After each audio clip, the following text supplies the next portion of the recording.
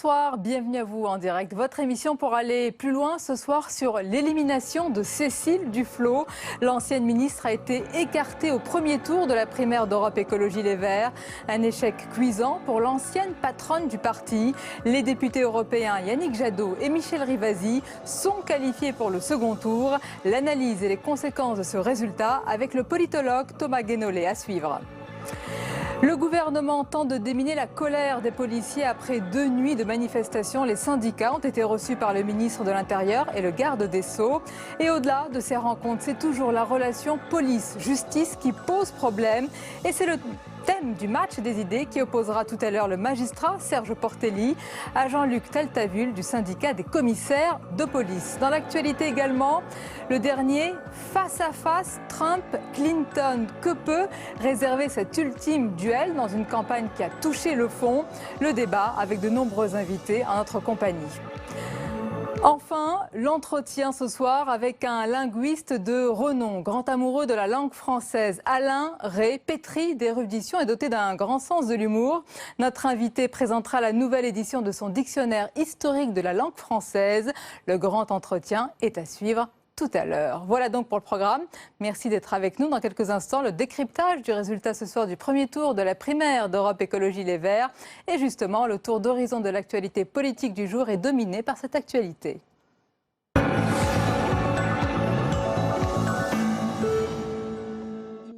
Coup de tonnerre chez les Verts, l'ancienne ministre et ex-présidente d'Europe Écologie Les Verts, Cécile Duflot, est éliminée au premier tour de la primaire du parti. Donnée favorite avant le scrutin, elle n'arrive qu'en 3e position devant Karima Delli, mais derrière Yannick Jadot et Michel Rivasi. Après les résultats, tous les candidats se sont rendus au siège du parti, à l'exception de Cécile Duflot qui s'est exprimée sur Facebook. Les électeurs et les électrices ont majoritairement estimé que je n'étais pas la mieux placée pour porter le flambeau. J'en suis déçue comme toutes celles et ceux qui ont cru en ma candidature. Europe Écologie Les Verts. En tête, le député européen Yannick Jadot avec 35% des voix, suivi de sa collègue à Bruxelles, Michel Rivasi, qui obtient 30%. C'est évidemment une bonne surprise, mais on n'est qu'à la moitié de cette primaire, donc je reste extrêmement concentré, déterminé, ambitieux pour l'écologie, et je reste sur la même ligne. Je veux rassembler tous les écologistes, je veux qu'ils soient forts dans cette campagne présidentielle, et je veux convaincre les Françaises et les Français que l'écologie, c'est changer la vie en mieux. Les électeurs ont besoin d'authenticité. Et là, ça montre qu'ils ont envie de gens qui se bagarrent sur leur quotidien. Ils n'ont plus envie des blabla, des grands trucs généraux où, soi-disant, on va changer le monde. Entre Yannick et moi, regardez les programmes, regardez. C'est à vous de choisir quel est le candidat qui va vous représenter à la présidentielle en 2017, qui va remettre l'écologie au centre des débats. Europe Écologie Les Verts. Yannick Jadot et Michel Rivasi, désormais seuls en course, se retrouveront le 27 octobre pour un débat télévisé. À l'issue d'un nouveau tour de scrutin le 7 novembre, le gagnant sera investi pour se présenter au nom du parti à la présidentielle 2017. Europe Écologie Les Verts. Le mot de la fin à la Benjamine de la primaire, Karima Delli, révélation du premier débat, s'estime malgré tout satisfaite de son score. J'ai pas à rougir de mon score, c'est 10%, mais j'ai fait une campagne éclair en moins d'un mois et j'ai porté ce que moi je considère comme important, c'est l'écologie populaire. De montrer au fait que cette écologie, c'est l'écologie du quotidien, c'est l'écologie de dire que c'est pas un luxe pour les bobos, c'est pour tout le monde et notamment les classes populaires et de montrer que y a une envie et je suis assez, je suis assez contente de ce score. Maintenant, je vais continuer, ce n'est qu'un début. L'ancienne ministre Cécile Duflot a donc été écartée au premier tour de la primaire d'Europe Écologie Les Verts. Les députés européens Yannick Jadot et Michel Rivasi sont qualifiés pour le second tour qui aura lieu le 7 novembre prochain. L'analyse et les conséquences de ce résultat avec notre invité ce soir, le politologue et enseignant en sciences politiques Thomas Guénolé. Bonsoir. Bonsoir. Les primaires des écologistes, Thomas, il y a toujours un lot de surprises, un coup de théâtre. Est-ce que pour cette ancienne ministre, figure également des Verts depuis des années, ex-patronne du parti, c'est un échec cuisant? Ah bah, il n'y a même pas de discussion possible parce qu'en plus, elle est assez loin derrière. Elle est quelque chose comme... elle est 10 points derrière le premier. Donc vraiment, c'est une énorme claque. Il me semble que déjà, elle paye la célébrité. Parce qu'il y a plusieurs scrutins de ce type, de chez les Verts, puis Europe Écologie Les Verts, où celui qui perd, c'est celui qui a la notoriété la plus élevée. Noël Mamère, il avait perdu contre Alain Lipietz, et puis finalement, il avait été remis candidat, mais bon, ça c'est un autre sujet. Et puis Nicolas Hulot était quand même plus célèbre qu'Eva Joly, et puis il avait quand même été battu. Donc il y a ça, c'est-à-dire qu'il y a un... Comment dire ? Si vous êtes le plus connu, si vous êtes éventuellement le mieux placé dans les sondages, il y a quand même un principe de pureté doctrinale qui est très présent quand même chez les militants verts, de dire on préfère faire sortir du rang un militant qui n'est pas rentré dans le jeu médiatique et dans le jeu politico-médiatique, qui sera davantage porteur de ce qui est proche de nos idées, plutôt que quelqu'un qui aurait une image de marque personnelle. Ça, c'est quelque chose... beaucoup d'écologistes sont très méfiants vis-à-vis de ça. Après... Thomas Guenel, juste avant d'évoquer les spécificités de cette primaire, est-ce qu'il y a une leçon déjà à retenir ce soir? Et d'ailleurs, les sarkozystes ne se privent pas de rappeler que le favori ou la favorite des sondages, c'est pas forcément celui qui gagne à la fin. Je ne pense pas que ce soit du tout comparable déjà, mais surtout, il me semble qu'il y a pour Cécile Duflot, et à mon avis, ça, pour le coup, c'est une injustice, mais je pense qu'elle paye la participation au gouvernement de François Hollande. C'est la première victime du quinquennat? Oui, manifestement. Il y a une volonté de la part de toute une partie des électeurs, des militants écologistes en l'occurrence, de vraiment envoyer bouler tout ce qui se rattache à ce quinquennat maudit pour l'écologie politique, puisque Fessenheim, puisque la transition énergétique pas faite, etc., etc. Donc il y a ça qui joue. Pourquoi je dis c'est injuste? Parce que la loi qu'elle a portée, la loi Allure sur le logement, était une loi de progrès, si seulement Manuel Valls l'avait appliquée ensuite, était une loi de progrès extraordinaire en termes d'accès des plus pauvres et des plus précaires à des conditions de logement en tant que locataires plus raisonnables et mieux protégés. Même si beaucoup avaient attaqué sa loi. Hein. Oui, notamment il y avait les deux visages. Oui, tout à fait. Il y avait des lobbies immobiliers, et puis des lobbies d'agences qui dépendent du fait de pouvoir jouer sur les prix. Donc oui, il y avait eu un lobbying très très efficace pour couler cette loi. C'est dommage, car ça aurait été intéressant pour les plus pauvres. On parle aujourd'hui de cette primaire. Il faut avouer que c'est une primaire qui passe totalement inaperçue. Pourquoi? Alors, votre question, c'est pourquoi on s'en fout de la primaire des Verts, finalement, si je résume. Oui, si vous traduisez aussi. En fait, c'est parce que les Verts, à un moment donné, ils ont eu une locomotive qui a été l'espèce de grande alliance de société civile qui avait été montée par Daniel Cohn-Bendit, par Eva Joly, par José Bové, etc. Et ça avait donné une succession de scores électoraux hallucinants que les Verts n'avaient pas vus depuis des décennies, littéralement. Et donc, à ce moment-là, il y avait quelque chose qui se jouait pour faire des écolos potentiellement un parti qui allait doubler le PS. Ça s'est joué vers, en gros, 2009. C'était à ce moment-là qu'il y avait quelque chose de possible. Mais au moment où ça pouvait devenir cela, les jeux d'appareil internes au parti, qui est un parti avec, en réalité, ça n'a jamais été un parti de masse.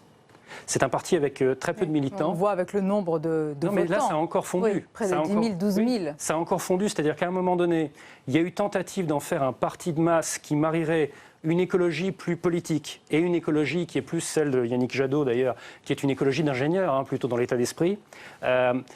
Et en réalité, la greffe n'a pas pris parce qu'il y a eu des jeux d'appareils politiques, mais vraiment au sens, les jeux de courant du PS, puissance 1000, dans tout ce que ça peut avoir de sordide en réalité. Est-ce que c'est un coup d'arrêt en vue de 2017 pour Cécile Duflot, qui rêvait de défier François Hollande et qui n'avait pas d'ailleurs de mots assez durs pour critiquer le président après sa sortie du gouvernement? Oui, là c'est réglé, mais je dirais, il y a même plus grave.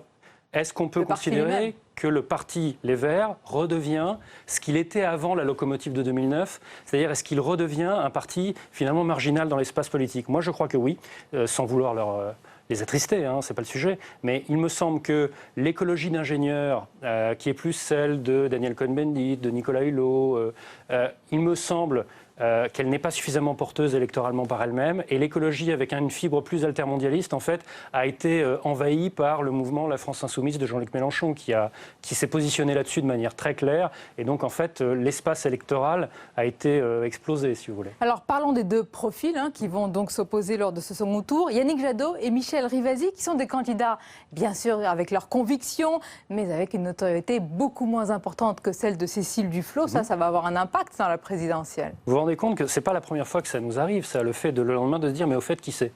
Oui. Déjà, pour le poste de secrétaire national des Verts, c'est très courant qu'on se dise, au fait, qui c'est? C'est arrivé avec Mme Cos, c'était arrivé avec d'autres. Encore une fois, c'est une spécialité, c'est un esprit militant qu'il faut bien comprendre, c'est on préfère choisir quelqu'un de nouveau pour les médias, qui est quelqu'un qui est un militant qui sort du rang et qui a une expérience de terrain, une expérience associative, etc. C'est très présent. Cécile Duflot avait émergé comme ça au début. On oublie, c'est très important. Donc Yannick Jadot, en fait, c'est l'ancien directeur des campagnes, c'est-à-dire donc des mobilisations de Greenpeace. Ce qui est intéressant, c'est que pendant un an, il a eu comme directrice de Greenpeace, comme supérieure hiérarchique, Michèle Rivasi, qui est sa rivale pour le second tour des écolos. Donc c'est intéressant. C'est un peu comme si vous étiez en compétition pour une élection et vous avez votre ancien chef en face de vous. C'est particulier.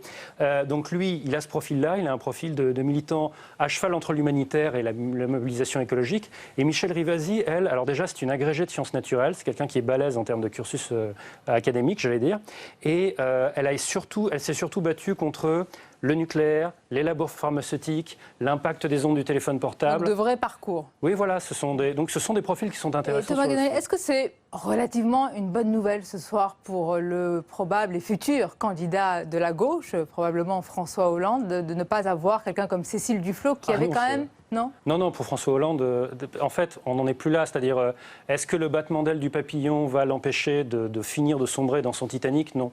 C'est-à-dire que François Hollande, lui, a un vrai problème beaucoup plus profond, qui est que même au cœur du cœur de ses soutiens les plus indéfectibles jusqu'à il y a 2 semaines, on ne veut plus de lui.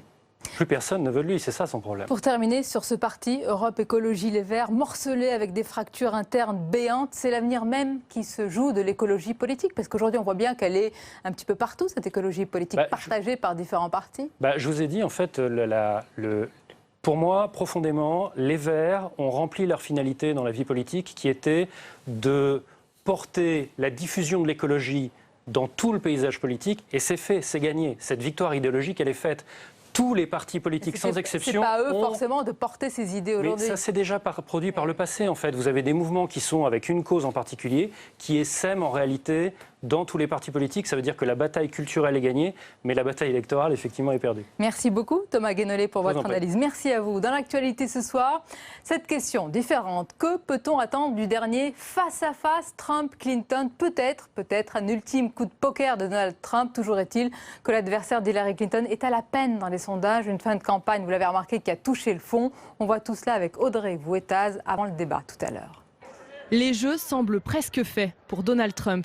À l'aube du dernier débat, le candidat républicain est englué dans des affaires de scandales sexuels et plombé dans les sondages. Une récente analyse crédite Hillary Clinton de près de 49% des intentions de vote contre 42% pour Donald Trump. Un gouffre à 3 semaines de l'élection.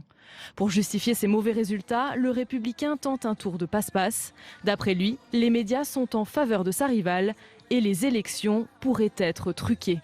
Des allégations irresponsables pour Barack Obama qui en profite pour tacler violemment Donald Trump. Vous commencez à pleurnicher alors que la partie n'est même pas terminée? Si votre première réaction est de rejeter la faute sur les autres dès que ça va mal pour vous et que vous perdez, alors vous n'êtes pas fait pour ce métier. Quoi qu'il en soit, Donald Trump est connu pour être un homme de spectacle. Beaucoup s'attendent à ce qu'il tente tout cette nuit pour discréditer Hillary Clinton aux yeux des indécis et revenir dans la course. Pour ce dernier débat télévisé, il a d'ailleurs invité Malik Obama, le demi-frère du président sortant. Un Obama qui appelle à voter Trump, c'est à Las Vegas, un de ses derniers coups de poker. Oui, ils vont s'affronter ce soir à Las Vegas, lieu propice pour un dernier show. Les sondages leur prêtent 7 points d'écart. Alors les jeux sont-ils faits justement? On en parle avec nos invités ce soir.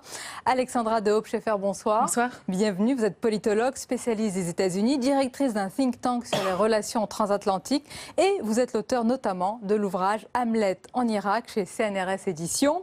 Avec nous également ce soir Gérald Olivier, bonsoir. Bonsoir. Vous êtes journaliste, éditorialiste, spécialiste également des États-Unis, auteur de biographies, notamment sur Mitt Romney. Face à vous, Sofiane El-Sabak, bonsoir. Bonsoir. Spécialiste de politique intérieure américaine et plus particulièrement de la droite. Et vous êtes d'ailleurs l'auteur de la Nouvelle Droite américaine aux éditions Démopolis. Face à vous, Jean-Éric Brana, bonsoir. Bonsoir, très bien. Spécialisé dans les questions relatives à la société et à la politique aux États-Unis. Également maître de conférences, auteur de nombreux ouvrages. Qui veut la peau du Parti républicain? Et le dernier en date que je présente, American Touch. Parlez-moi de vous, un roman sur les primaires. Et c'est vrai qu'il y a de quoi écrire un roman. Alors, madame, messieurs, c'est donc Alexandra de Hoop-Scheffer, le dernier débat ce soir. Inutile de rappeler, mais on le fera, le niveau du précédent face-à-face qui, de l'avis général, a été consternant. Est-ce qu'on risque déjà d'avoir la même tonalité ce soir ? C'est difficile à dire. Je pense qu'on va en tout cas pas beaucoup apprendre sur le fond. Je pense qu'on va continuer un peu sur la même tendance des deux précédents débats, ce qui est fort regrettable parce que finalement, après ces 3 débats et cette campagne présidentielle qui dure une éternité pour beaucoup d'Américains et beaucoup d'entre nous, on connaît très peu de choses sur les programmes des deux candidats. Donc là, sur les questions essentiellement de politique étrangère, on aimerait bien savoir un petit peu quel leader, quel président sera Clinton ou Trump sur la scène internationale. Et il y a un certain nombre de dossiers de politique étrangère sur lesquels le prochain président des États-Unis va devoir se pencher de toute urgence. Je mettrai en numéro 1 la Russie, parce que la Russie touche à énormément de dossiers, que ce soit l'Ukraine, la Syrie, l'espace cyber, mais aussi l'Europe. L'Europe qui restera l'allié de premier choix des États-Unis, mais également un problème avec toutes les menaces et les problèmes que connaît l'Europe aujourd'hui avec le Brexit, avec la menace terroriste, la crise des réfugiés, qui aussi a un impact sur le futur de la politique étrangère américaine. Donc malheureusement, je crois qu'on ne va pas beaucoup entendre de choses là-dessus. On espère qu'Hillary Clinton va essayer de passer outre le comportement extrêmement inconstant de Trump et nous faire un peu plus connaître sa vision du monde. Mais malheureusement, je ne sais pas ce que pensent mes collègues, mais je pense qu'on ne va pas beaucoup apprendre plus. Vous partagez cette analyse, cette crainte, ce risque qu'on reste encore sur les mêmes thématiques? Le format du débat est le même que celui du premier débat. Donc je pense qu'on aura un petit peu plus de tenue. On a un journaliste, on n'aura pas de questions du public. Le journaliste, c'est Chris Wallace, il est de Fox News et il sera sans doute un petit peu plus sensible vis-à-vis de Donald Trump qu'avait pu l'être le journaliste du premier débat. Maintenant, on ne va pas changer le niveau radicalement. Ce à quoi on peut s'attendre malgré tout, parce que c'est vrai que Donald Trump est très très loin derrière, que ça se passe très très mal pour lui aujourd'hui. Donc il faut qu'il fasse quelque chose. Alors est-ce que dans son caractère, il va être extrêmement agressif? À mon avis, il va l'être. Il va devoir attaquer Hillary Clinton. En politique étrangère, on va peut-être revoir surgir la Libye, ce genre de questions. Je pense qu'il va devoir la pousser sur le fait que ça fait 30 ans qu'elle est en place et qu'il est temps que les choses changent un petit peu. Il a quelques arguments pour lui pour au moins tenir pendant les 90 minutes du débat. Et est-ce que l'un de ces arguments qui va encore ressortir, Jean-Éric Brana, c'est celui de dire que tout est truqué, que l'élection est truquée, que les journalistes sont biaisés? On va d'ailleurs l'écouter. Il était en meeting dans le Wisconsin et une fois de plus, il n'a pas hésité à accuser les médias de truquer cette élection présidentielle. La presse et les médias ont truqué cette élection présidentielle. Ils empoisonnent l'esprit de plusieurs millions de citoyens. Les médias ont absolument tout truqué depuis le début en diffusant des histoires totalement fausses. Depuis le début, je suis la cible de leurs attaques. Voilà, Jean-Éric Brana, est-ce qu'il peut encore alimenter ce scénario? Et surtout, est-ce que cette idée, cette théorie du complot peut infuser chez certains des électeurs, des indécis? Alors, la question, est-ce qu'il peut? Oui. Depuis le début, Trump peut tout. Il n'y a pas de limite chez Trump. Donc on se demande jusqu'où ça va aller. Écoutez, jusqu'à dire qu'il faut un contrôle antidopage sur des hommes politiques. Franchement, ça là, moi je m'en suis pas encore remis. Je ne sais pas pour les autres. Et bien sûr qu'il va continuer à faire du Trump. D'ailleurs, on n'a pas assez écouté ce qu'il nous a dit depuis quelques jours, puisqu'il nous a averti de ce qui va se passer ce soir quand même. Ben oui, il nous a dit j'ai enlevé les chaînes. Donc comprenez que le Parti républicain m'avait mis des chaînes, maintenant c'est terminé, et je redeviens Trump. Et là, on revient à tous ces débats qu'on a eu ensemble, avec les mêmes d'ailleurs autour de cette table. On va refaire du Trump, donc on repart tout, on met tous les compteurs à zéro, on va recommencer. Et ce soir, en plus, de quoi est-ce qu'on va parler? On va parler d'immigration, on va parler de Mexicains, on va parler de musulmans, on va parler des impôts, on va parler d'économie, on va parler du travail des gens, de ce qui touche le quotidien. Trump va faire du Trump va faire ce qu'il sait faire, parler aux gens directement avec ses mots à lui en disant mais écoutez, oui c'est une politicienne, elle va vous expliquer certaines choses, mais sur les impôts, qu'est-ce qu'elle veut faire? Elle veut vous baisser vos impôts de 0,1 voire 0,6 si vous êtes une classe moyenne. Bon, votez pour elle si c'est vraiment très important. Moi je vous propose autre chose, moi je vous propose de devenir riche. Là, regardez, je suis très riche, je pèse 4 milliards. dans les échelles basses, parce que sinon je pèse 14 milliards en réalité. Et il va recommencer à zéro. Les gens qui vont le regarder, qui sont ses supporters, qui l'écoutent, qui ont envie d'espoir quand même. Et c'est comme ça que Trump a séduit dès le départ. Eh bien, ils vont avoir envie. Donc, je ne crois pas, moi, qu'il va y avoir de l'agressivité. Je crois par contre qu'il va y avoir une vraie attaque de Trump sur le fond. Parce qu'autant d'écart dans les sondages, alors il faut faire attention à les sondages, avec les sondages, mais c'est quand même assez inédit, si on compare avec les je ne vais pas dire grand-chose d'original par rapport à ce qu'on peut attendre du débat de ce soir. Néanmoins, j'aimerais insister sur l'aspect agressif de Trump. Vous avez quelqu'un qui a fait carrière dans l'immobilier, il a affronté à New York les plus grands acteurs du secteur, JLL, vous avez tous les investisseurs, et cette agressivité dont Trump a fait preuve au cours de sa carrière, dont il a fait preuve également dans la télé-réalité, il va essayer de la mettre en œuvre encore ce soir. Et je me demande s'il s'est demandé seulement un moment si cette agressivité était en fait payante.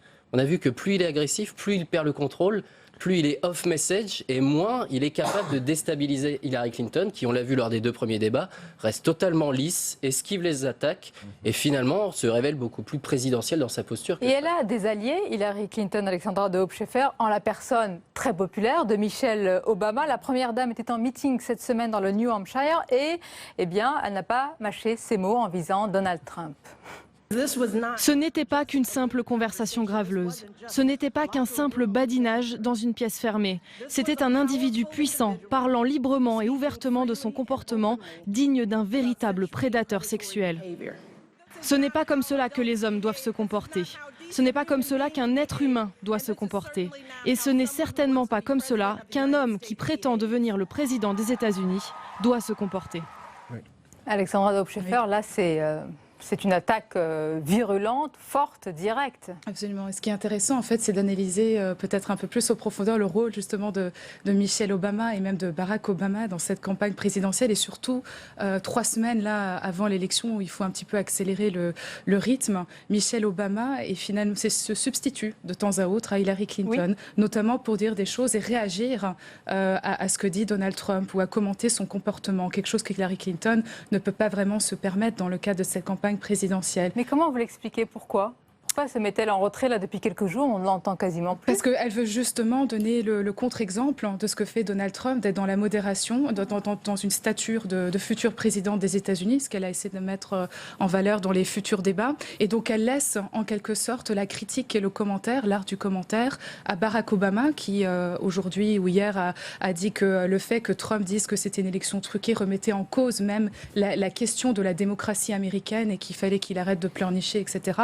Et Michelle Obama, elle s'occupe de la cause des femmes et réagit à ce que dit Donald Trump. C'est-à-dire qu'il y a une répartition de rôles, Gérald Olivier aussi. Oui, absolument. Alors, si on est un petit peu méchant, on pourrait dire que Hillary Clinton se repose et qu'elle étudie et qu'elle prépare son débat beaucoup plus sérieusement que ne le fait Trump. Ce qui est vrai. Ce qui est en partie vrai d'ailleurs, parce qu'elle a quand même eu des petits ennuis de santé. Et la seule chose qui pourrait encore lui poser des problèmes d'ici le 8 novembre serait sa santé personnelle si elle avait un nouveau coup de fatigue. On verra ça tout à l'heure. On en parlera. Mais pour revenir sur la position de Michelle et Barack Obama, leur statut, le fait qu'ils sont président et première dame, fait qu'ils ont un petit peu le rôle d'autorité morale.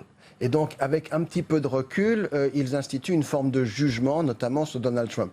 Mais il ne faut quand même pas être naïf jusqu'au bout. C'est-à-dire que quels qu'aient été les propos de Donald Trump il y a 10 ans, si on est dans des propos de caserne, de vestiaire, même si on peut les juger condamnables, faut pas non plus rêver sur la nature des gens. Et énormément de gens au Congrès, en politique, aux États-Unis et ailleurs ont pu tenir des propos comparables à partir du moment où ils ne sont pas enregistrés. Ça fait partie d'un comportement qu'on va qualifier de macho. Déplorable si vous le voulez, condamnable, mais ça ne suffit pas à juger Trump. Des États-Unis. Il y a autre chose derrière, c'est-à-dire qu'on est quand même là à élire quelqu'un qui va être le leader de ce qu'on appelait avant le monde libre, qui va devoir affronter un certain nombre de crises, de situations extrêmement difficiles. S'il avait des choses véritables à apporter, le disqualifier sur ses propos, ce serait ridicule. Il se trouve que en ce qui concerne Trump, ce n'est pas la seule chose, mais il ne faut pas non plus monter ça au-delà de ce que ça mérite d'être. Voilà. Moi, j'aimerais juste compléter. Hillary Clinton a quand même eu l'art de trouver la faille chez Donald Trump. N'oublions pas qu'il y a eu 17 candidats chez les Républicains qui sont tous tombés un par un. On a longuement analysé à chaque fois la chute de tous les candidats, y compris Jeb Bush qui pleurait quand il a concédé sa défaite, ce qui est quand même pas rien. Hein. Il était fait pour être président et annoncé. Non, elle a trouvé la faille en transformant cette élection en un référendum. Ce qui va se passer le 8 novembre, c'est un référendum pour ou contre un président avec une telle personnalité. C'est-à-dire que la question qui est posée, c'est pas qui voulez-vous comme président, mais qui ne voulez-vous pas comme président. On a renversé complètement le problème. Mais ça, il peut y avoir un risque, Jean-Éric Brandin, parce que dans ce cas-là, elle est la candidate de la raison et pas du tout de la passion. Absolument. Il n'y a absolument pas de passion, ni d'attente, ni d'envie, ni d'appétence. Et le risque, c'est le lendemain. Et oui. Et qu'est-ce qui va se passer? Nous discutions de cela tout à l'heure en pré-débat, effectivement, avec des avis un petit peu partagés, cette chose-là. Mais bien évidemment, aujourd'hui, la question qui se pose à nous tous, c'est celle-là. Qu'est-ce qui va se passer le 9? Comment l'Amérique va se relever? Certainement groggy. Mais après ces 16 mois que nous venons de vivre, 17 jusqu'à la fin, qui ont été absolument cataclysmiques, hein, je crois qu'il n'y a pas d'autre mot. On a tous écrit dans tous les sens à propos de Trump et de Trump, puisqu'il a écrasé cette campagne, que nous n'avons absolument pas eu de politique sur la table, à aucun moment, c'est de l'entertainment. On s'est retrouvés en commentaire de télé-réalité, tous autant que nous sommes. Mais il ne faut pas faire attention, oui, Sofiane El Savak, parce que... ce n'est pas autour de cette table, mais il y a un large consensus aujourd'hui, très large, trop large peut-être, des chroniqueurs américains, de l'establishment, comme on dit, derrière Hillary Clinton. Est-ce que ça, c'est une grande fragilité encore aujourd'hui de voir qu'elle est portée par les médias, par les services secrets, par tout ce qui fait l'establishment new-yorkais et au-delà?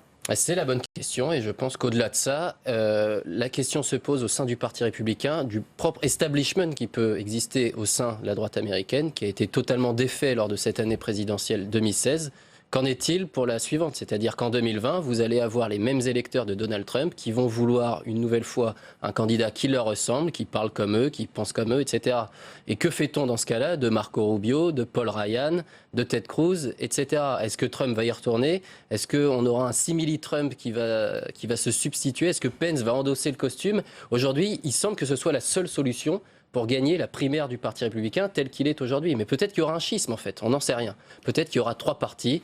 Le Parti démocrate, un parti centriste républicain, et effectivement le parti dit populiste qui serait le parti des Trump. Mais ça, personne ne peut le dire aujourd'hui, ce qui donne une incertitude totale sur la future présidence d'Hillary Clinton. Votre analyse aussi, Il faut compléter ça effectivement avec aussi ce que j'appellerais la transition démographique aussi aux États-Unis et dans un certain nombre d'États qui étaient des États rouges, c'est-à-dire les terres républicaines, et qui aujourd'hui connaissent une croissance de la population hispanique par exemple, et qui fait que même potentiellement l'élection d'un président républicain pourrait être impossible dans les prochaines années à venir.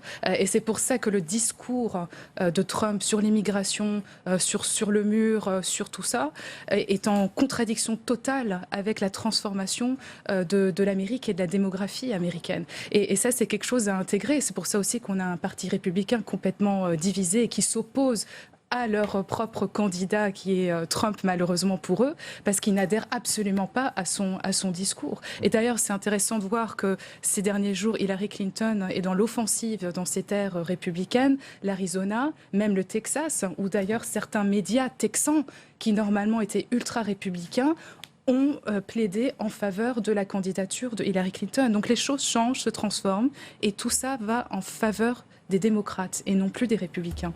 Oui, Jean-Éric parlait tout à l'heure de Donald Trump qui a lâché les chaînes pour le débat, mais c'est surtout Hillary Clinton et les démocrates qui ont lâché les chevaux et qui sont à la conquête d'États et de bastions républicains. Et la première chose qui se passera sans doute le 9, il faudra que les républicains constatent les dégâts, qu'est-ce qu'ils ont réussi à sauver, qu'est-ce qu'ils ont perdu.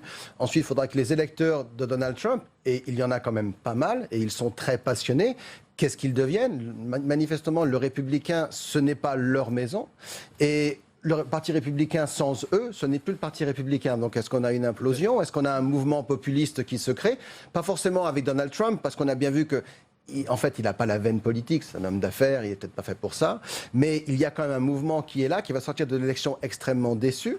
Et puis, il y a tous les gens qui auront voté pour Hillary Clinton, non pas pour Hillary Clinton, mais contre Donald Trump, et qui vont se retourner contre elle très, très rapidement. Donc, il y a toute une série de problèmes qui vont se poser, même si aujourd'hui, on est déjà dans une posture post-électorale, et qu'il est malheureusement un peu tôt pour ça. C'est vraiment dommage que 3 semaines avant, on en soit à parler de cela. Mais justement, avant de parler de cela, Jean-Éric Brana, est-ce qu'une révélation de dernière minute est à exclure? Est-ce qu'une révélation sous forme de scandale pour la démocrate Hillary Clinton est possible? Le fondateur de Wikileaks, Julian Assange, peut sortir encore, dit-on, une information terriblement compromettante. Alors pour le moment, ce qui a été sorti, il faut le dire, c'est pas bien méchant, bien grave, mais il a peut-être gardé le meilleur pour la fin, qui sait? Eh bien alors, il faudrait Et vraiment... ça, personne ne le sait. Non, mais il faudrait vraiment qu'elle ait caché son jeu pendant des dizaines d'années, parce que il n'y a pas plus lisse qu'Hillary Clinton. Je me souviens quand j'écrivais mon livre... Mais elle a été secrétaire d'État. Est-ce qu'il y a des choses qui peuvent être... Et tous ceux qui ont essayé d'écrire sur Hillary Clinton ont la plus grande peine à trouver des anecdotes un petit peu croustillantes à mettre pour raconter, ce dont raffolent les lecteurs, pour le coup. Et on est tous... Donc vous ne croyez pas à ce scénario? J'aurais pu faire 15 volumes, hein, c'était pas très difficile, même avant cette campagne. Il y en avait déjà bien suffisamment, et vous voyez, il y a 15 livres qui viennent de sortir là depuis un mois, mais pas sur Hillary Clinton. Non, moi, j'y crois pas un instant. En revanche, vous avez raison de dire que l'impondérable peut arriver. Parce que s'il y avait une fusillade dans une école demain, s'il y avait un attentat, islamiste, voire de l'intérieur des États-Unis, alors là, les choses changeraient. On a bien vu, on se souvient, 13 novembre 2015, le Bataclan, Donald Trump, on avait annoncé que c'est sa chute, il a pris 5 points. Quelques jours plus tard, on avait San Bernardino, il reprenait 4 points de plus. C'est-à-dire qu'en un mois, il était monté de 9 points avec 2 attentats. Tout d'un coup, il devenait le recours, cet homme d'1m88, de 120 kilos. Regardez sa stature face à Hillary Clinton qui fait 1m55. Enfin, elle paraît pas être la personne qui peut protéger le pays de prime abord, sans les clés du pays. Donc effectivement, si cela arrivait juste avant l'élection, il pourrait se passer n'importe quoi. Je voudrais vous faire réagir aux réactions très nombreuses sur les réseaux sociaux pendant notre débat. Celle-ci de Kader Amish qui vous dit, Sofiane El-Sabag, dès qu'une idée émane de Donald Trump, eh bien la bien-pensance bobo politico-médiatique ricane. C'est un peu vrai. C'est le un peu cas. vrai. C'est même vrai tout court, sans le un peu. Écoutez, c'est très très compliqué. Je ne veux pas prendre position dans ce débat qui est un débat américain. Ce débat va venir en France l'an prochain. Je pense qu'on aura très largement l'occasion de revenir sur les positions dites populistes, ou qui semblent populistes des candidats des uns et des autres. Je pense que Donald Trump, fondamentalement, a commis des impairs qui le disqualifient pour la présidence des États-Unis. Et pour ma part, ça s'arrêtera là. Après, c'est aux Américains de juger. Je pense qu'effectivement, à un moment, il est difficile de ne pas prendre position dans une élection où on a une candidate qui est biaisée, qui fait partie du système, qui a les médias, qui a tout ce qu'on veut, mais qui a quand même tenu une ligne de conduite qui est relativement, je parle de la campagne, irréprochable. Face à ça, un candidat qui, au contraire, s'est rendu coupable d'impairs qui sont, à mon sens, et je parle de manière tout à fait personnelle pour le coup, je m'engage, totalement inacceptable. Voilà. Juste, pardon Sofiane, mais on peut répondre à Kader très, très concrètement. Non, il se trompe. Et quand Donald Trump dit quelque chose d'intelligent ou de futé, et il y en a dans la campagne, c'est relevé. Il y a 2 jours, par exemple, il met sur la table une proposition, limiter le nombre de mandats au Congrès, qui est une vieille proposition de certains républicains. C'est pas une proposition idiote. Je veux dire, tous les autres mandats aux États-Unis sont limités. On n'a pas dit à ce moment-là que c'était stupide ou c'était une outrance, et ça a été relevé, voilà, c'est dans le débat. Aujourd'hui, ça va aller nulle part, mais on est trop près de la fin de campagne. Mais donc c'est pour dire que Kader n'a qu'une vision, effectivement, à travers le prisme de ce qui est mis dans ces outrances. Mais il y a quelques on va être équilibré dans ce débat et on va aussi étudier un petit peu au scanner Hillary Clinton. Est-ce que vous diriez, Alexandra Dobscheffer et Gérald Olivier, que c'est une interventionniste qui croit en une sorte de mission morale de l'Amérique, que les États-Unis doivent rétablir une sorte d'aura, de mission que ce grand pays aurait aujourd'hui dans le monde? Sur le fond, oui, totalement. Maintenant, elle va tenir compte des circonstances.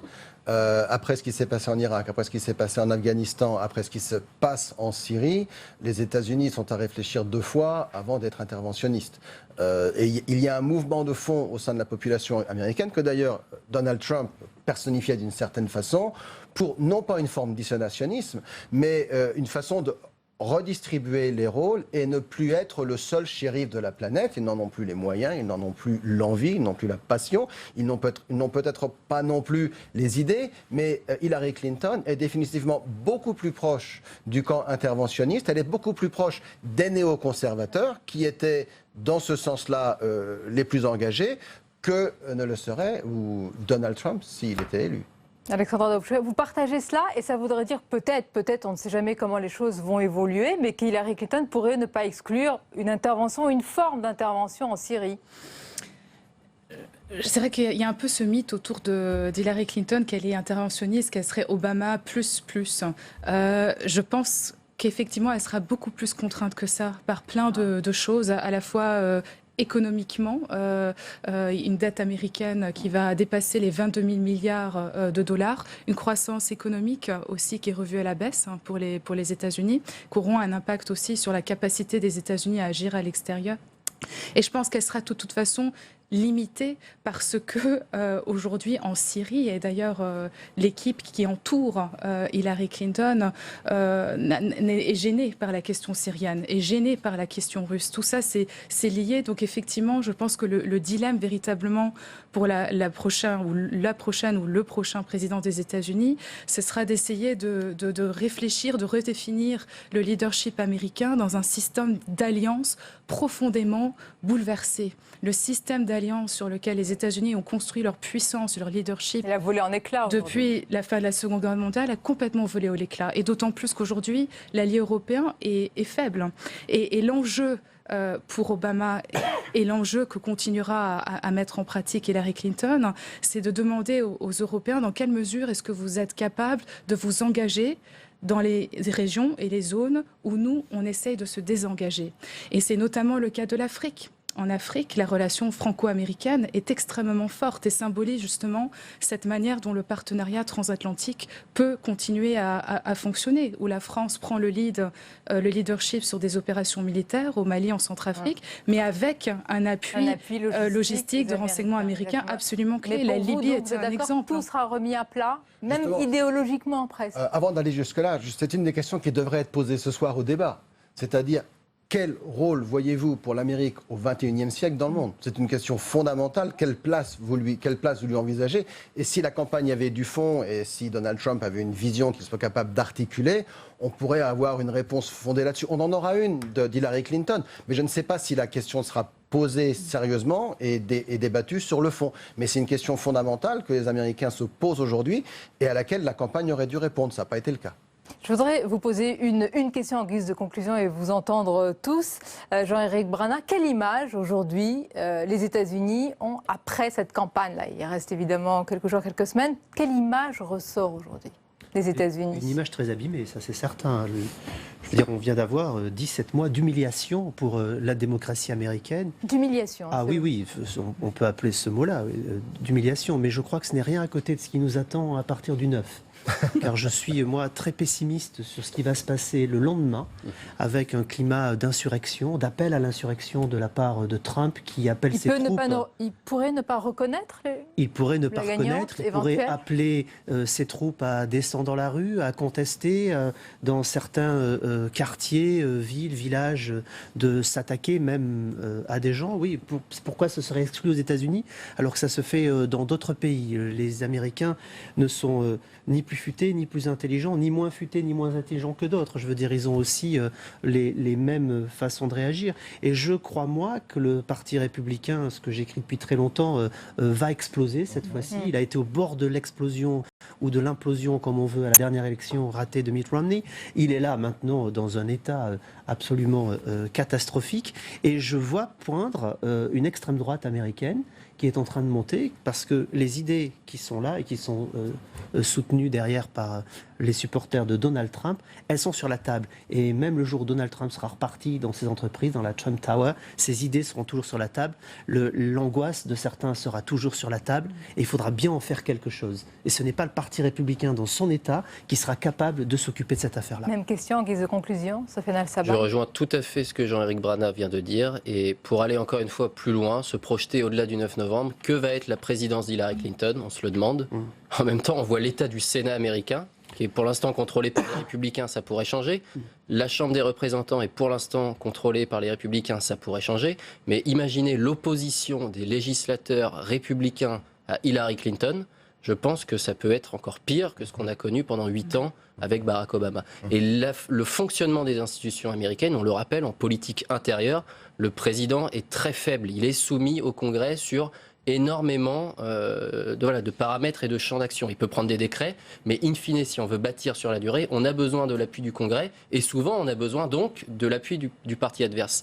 Et très visiblement, on va continuer sur la dynamique des 8 dernières années. Alexandra Dobchka, c'est-à-dire c'est la démocratie américaine même, son fondement, son cœur, qui est peut-être, alors non pas en péril, il ne faut pas exagérer, mais qui est touché, qui est atteint. Qui est touché, et je pense que ce n'est pas un problème américain uniquement, on le partage également partout en Europe. Ouais. Et je pense que ça aussi, il faut qu'on insiste là-dessus. Peut-être qu'on parle davantage de ces problèmes qu'on a en commun avec les Américains dans un cadre transatlantique. Le phénomène trumpiste est présent partout en Europe, y compris ici en France.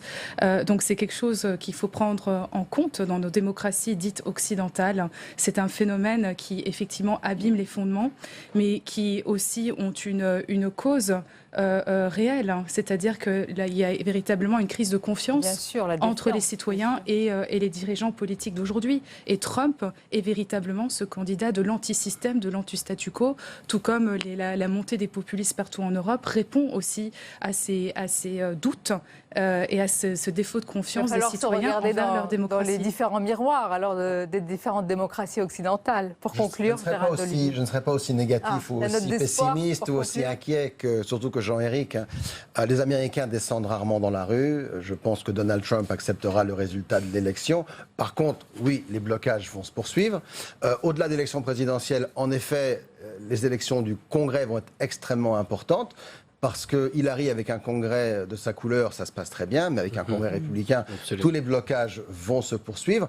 Par contre, je pense qu'on a peut-être quand même assisté à quelque chose de nouveau en ce qui concerne cette campagne. Je ne parlerai pas d'humiliation, mais Donald Trump a montré qu'il y avait une nouvelle façon de faire de la politique, qui qu'il soit. On sait très bien qu'aux États-Unis, on n'a pas affaire à des politiciens qui font une carrière. C'est pas ce qui est supposé se passer. Que des gens de l'extérieur viennent et entrent en politique. Il n'y a pas l'ENA, il n'y a pas une administration telle qu'on peut l'avoir en France. Donc que l'on voit d'autres personnalités émerger. De quelle nature qu'elles soient et de quel milieu qu'elles proviennent, ce sera peut-être positif, mais il est évident que pendant un certain temps, notamment la transition, il y aura des journées un petit peu tendues et très décevantes pour beaucoup d'Américains. Nous verrons tout cela à l'épreuve des faits. Merci en tous les cas pour ce débat et cette analyse. On se retrouve bientôt pour le sprint final avant l'élection. Merci encore. Et à noter que vous pourrez suivre le dernier débat, donc Trump-Clinton, sur notre antenne. Débat traduit et diffusé en différé à partir de 6h du matin. Il sera suivi d'une édition spéciale qui vous est présentée par Cyril Viguier. Voilà pour ce chapitre américain, la suite de votre émission. Et le gouvernement français qui tente de déminer la colère des policiers après 2 nuits de manifestations. Les syndicats ont été reçus par le ministre de l'Intérieur et le garde des Sceaux. Et au-delà de ces rencontres, c'est toujours la relation police-justice qui pose problème. Et c'est le thème du match des idées qui opposera le magistrat Serge Portelli à Jean-Luc Taltaville du syndicat des commissaires de police dans quelques instants. Mais d'abord, le rappel des faits avec Jordan Klein. En recevant cet après-midi les syndicats de police, Bernard Cazeneuve a voulu renouer le contact et calmer le jeu au moment où la grogne des forces de l'ordre a tendance à s'étendre un peu partout sur le territoire. Les policiers demandent de la considération. Ils exigent du respect. Et nous leur devons cela. Ils ont une ambition, protéger les Français. Et nous devons chacun, dans notre responsabilité, les aider à assurer cette mission qu'ils aiment et pour laquelle ils exposent leur vie.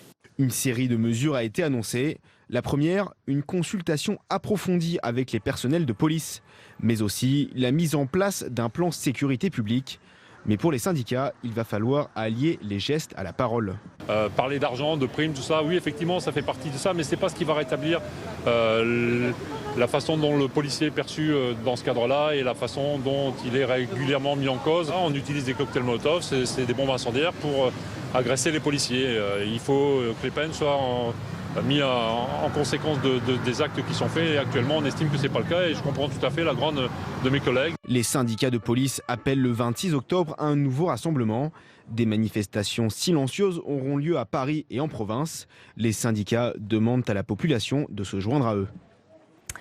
Sur la colère des policiers qui ne retombent pas et sur les relations police-justice, nos invités ce soir, Jean-Luc Taltaville, bonsoir. Bonsoir. Et bienvenue. Vous êtes le secrétaire général adjoint du syndicat des commissaires de la police nationale. Avec nous et face à vous, Serge Portelli, bonsoir. Bonsoir. Magistrat, président de chambre à la Cour d'appel de Versailles. Messieurs et Jean-Luc Taltaville, avant de parler plus précisément des relations police-justice, quel est l'état d'esprit général ce soir des policiers? Les syndicats ont donc été reçus successivement par le ministre de l'Intérieur, par le garde des Sceaux. Est-ce que c'est toujours la colère qui prévaut, qui prédomine? Ouais, la particularité des événements récents, c'est que la base a un peu débordé, y compris ses représentants, enfin les représentants qu'elle a élus dans un processus qui a lieu régulièrement. Et donc, il y a eu un peu le souci aussi bien du ministre que des syndicats, non pas en termes de chasse gardée, mais de représentativité et de lisibilité de notre action, de refaire un tour complet des sujets. On ne nie pas l'émotion et la peur légitime que beaucoup de nos collègues vivent quand on assiste à des scènes comme il y a eu à Viry-Châtillon, mais encore ce week-end à Bastia ou Mantes-la-Jolie. Enfin, on voit bien qu'il y a une banalisation de la violence et surtout de modes opératoires susceptibles d'infliger des blessures graves, voire la mort, qui interpellent tous nos collègues. Comme en plus ces collègues sont fatigués par plusieurs mois de lutte antiterroriste tous azimuts, des dispositifs de sécurisation qui sont très gourmands en effectifs, des missions qui sont pas passionnantes mais indispensables dans le contexte actuel. Les mois suscités aussi par la mort de nos collègues assassinés, je rappelle, égorgés à domicile. Tout ça empilé, arrivant en bout de chaîne sur les policiers du quotidien, qui sont un peu les patrouilleurs police-secours, qui prennent toutes les urgences et qui n'ont pas toujours vu arriver à leur niveau énormément de matériel ou de dispositifs nouveaux susceptibles de leur donner des marges d'action et d'efficacité. Donc c'est un peu un débordement. Oui, justement, puisque vous parlez de débordement, une question sur les syndicats dont vous faites partie, je vous remercie d'être là. Comment vous expliquez ce débordement-là? Comment vous expliquez que la base, si je peux employer ce mot, des policiers vous ait pris le pas pour ces manifestations spontanées? Est-ce que vous ne l'avez pas vu venir? Est-ce que vous l'avez sous-estimé? On se fait les témoins réguliers de l'état de fatigue et de l'importance de remettre à plat, notamment un partenariat incontournable qui est celui avec les autorités judiciaires. Et donc on ne peut pas dire qu'on ne se faisait pas les relais. Je pense qu'il y a l'accumulation des causes que j'ai évoquées, plus le fait que le temps administratif est un temps long, entre la décision de renforcer les moyens humains, notamment des services de police ou matériels, il y a le temps de la mise en œuvre, le temps du recrutement des policiers, de leur arrivée dans les services. Et le département de l'Essonne, à ce titre, est particulièrement parlant, puisqu'il connaît aujourd'hui un grave sous-effectif. Et le sous-effectif, c'est la mise en danger des fonctionnaires. Et c'est éventuellement le recours à des modes opératoires d'action policière plus dynamiques, donc plus violents parfois, parce que si on était plus nombreux, la situation ne dégénérerait pas. Avant de parler du rôle de la justice, Serge Portelli plus singulièrement, quel est votre sentiment général, votre regard sur cette colère profonde, sur ce malaise? Écoutez, je comprends, mais tout à fait. Enfin, ce ne sont pas des paroles de circonstance. Enfin, la colère et comment dire, le traumatisme, il faut appeler les choses par leur nom, qu'ont subi les policiers. Enfin, peut-être par rapport à 10 ou il y a 20 ans, aujourd'hui, ce qui change, c'est qu'en plus, on a les images. Et c'est vrai que n'importe qui voit cette voiture de police qui brûle, imagine évidemment tout de suite les policiers qui sont à l'intérieur, mais comment ne pas être révolté par un acte barbare? Il faut appeler les choses par leur nom. Donc, moi, je ne suis pas là pour approuver ou pas approuver. Le citoyen d'abord qui parle avant le magistrat, pourquoi? Non, le magistrat, je suis aussi magistrat, et en tant que magistrat, oui, c'est vrai, je suis révolté par ces actes d'agression. Donc, oui, je comprends, mais je pense aussi que on est dans une période assez difficile, enfin, assez délicate, puisqu'on est en pleine campagne électorale, et que ce mouvement, qui me paraît légitime, va avoir des échos, évidemment, ça, on va parler. assez terribles. Et on est à la veille d'une récupération politique tous azimuts. Je pense que vous avez écouté comme moi les réactions de droite et de gauche. Avant de on venir est très, sur l'aspect politique, oui. très loin de la réalité et en même temps des revendications des policiers. Mais puisque vous parlez d'un mouvement légitimes. que vous estimez légitime, parmi les motifs de colère des policiers, Jean-Luc Teltabul, il y a souvent ces magistrats, cette justice qui est parfois dénoncée comme étant laxiste, c'est-à-dire que les juges, les magistrats ne condamnent pas assez sévèrement ou suffisamment les délinquants, les criminels que vous arrêtez. Est-ce qu'aujourd'hui vous arrivez à un point de crispation très fort, très dur, très important entre ces deux grandes institutions que vous représentez ici ce soir? Non, je ne parlerai pas de crispation, notamment alors, je ne parle pas du policier de base, qui n'a pas toujours une vision globale de ce qui se passe, de ce qui se dit. Nous qui avons été reçus, vous l'avez mentionné, par le garde des Sceaux tout à l'heure, aussi bien que par le ministre de l'Intérieur, à l'origine, on voulait presque une réunion commune, parce que c'est ça qu'on peine à mettre en place partout sur tout le territoire, c'est vraiment un partenariat pour la sécurité. Et la justice, comme rendant la justice au nom du peuple français, s'appliquant à bien adapter ces décisions au contexte dans lequel elles ont à s'appliquer. Et ça, là, c'est un discours policé. C'est un discours policé pour dire qu'on peine parfois à faire toucher du doigt ces réalités très triviales, cet isolement ou la violence d'une attaque, parce qu'il y a beau y avoir beaucoup de caméras, il n'y en a pas partout, et c'est bien comme ça qu'il n'y en ait pas partout. Mais voilà, on ne va pas toujours arriver à traduire devant le tribunal, notamment ce qui ressort des discours de nos collègues, c'est une incompréhension parfois par rapport à certaines attitudes, propos ou décisions d'une partie des magistrats du siège, voilà, qui rendent la justice en toute indépendance, en toute sérénité. Ça, nous, on n'a rien contre, dès lors que ces décisions, elles s'inscrivent bien dans un contexte local, de cités difficiles, peut-être de lieux où les interpellations sont très lourdes à conduire, et que donc on n'aimerait bien pas retourner sans cesse réinterpeller toujours les mêmes qui, à force d'ailleurs, parfois se vantent eux-mêmes de dire de toute façon, avant que vous ayez fini de rédiger votre PV d'interpelle, je serai dehors. Je serai dehors. Serge Portelli, qu'est-ce que vous répondez? Je précise qu'ici ce soir, il n'est pas question de dire que la police est efficace, elle l'est, et que la justice est laxiste, c'est pas ça. Mais de récents épisodes ont été, aux yeux de certains policiers, jugés comme étant inadmissibles. Jean-Luc Teltabul a un discours, et c'est tout à fait normal, qui est policé, qui est cadré, mais dans les différents reportages, il y a une vraie colère, parfois une remise en cause brutale du rôle des juges et de leur intention réelle. Écoutez, moi j'ai écouté les revendications des 2-3 derniers jours. Dans la liste des attaques et en même temps des critiques des policiers, je trouve que la justice est, j'allais presque dire, en bas de la liste. Il y a un certain nombre de critiques très virulentes, mais qui sont d'abord... Enfin, je remets un peu les choses à leur place quand même. C'est d'abord adressé au gouvernement, celui-là, peut-être ceux d'avant. C'est adressé aussi à la hiérarchie policière. Je pense que vous avez vu tous les images de ce directeur de la police nationale qui est hué, qui est sifflé. Enfin, un spectacle. Oui, mais enfin, je pense qu'il y a aussi un problème très, très aigu entre la base et la hiérarchie policière. Il y a aussi des critiques qui sont faites, ce n'est pas pour vous faire de la peine, mais contre les syndicats qui sont jugés peu représentatifs et eux aussi peu au courant de ce qui se passe dans la réalité des choses. Donc nous, effectivement, les magistrats, on vient un peu, comme d'habitude, j'allais dire, à la suite de ça. Je n'ai pas envie de trop répondre, parce que c'est tellement évident, si vous voulez. C'est tellement évident. La justice française... Pas forcément aux yeux de tous. Oui, je sais. Je vous assure qu'il vaut mieux préciser aux yeux des Français qui se posent parfois des questions aussi, parfois légitimes. Hein. Mais ils ont raison de se poser des questions. Mais tous ne se posent pas les mains. Mais bon, la justice n'a jamais été aussi répressive. Enfin, je suis désolé, je ne veux pas vous abreuver une pierre d'achoppement de chiffres ou de statistiques, mais vous savez qu'on bat à peu près chaque mois le record en France du nombre des personnes qui sont emprisonnées. Bon, est-ce que vous admettez cette réalité-là quand même? Oui, mais il faut voir d'où on part. Ah, c'est-à-dire d'où on Il part? faut voir que le nombre de places de prison n'a pas augmenté depuis la Deuxième Guerre mondiale, alors que la population est passée de 40 millions à 66 millions.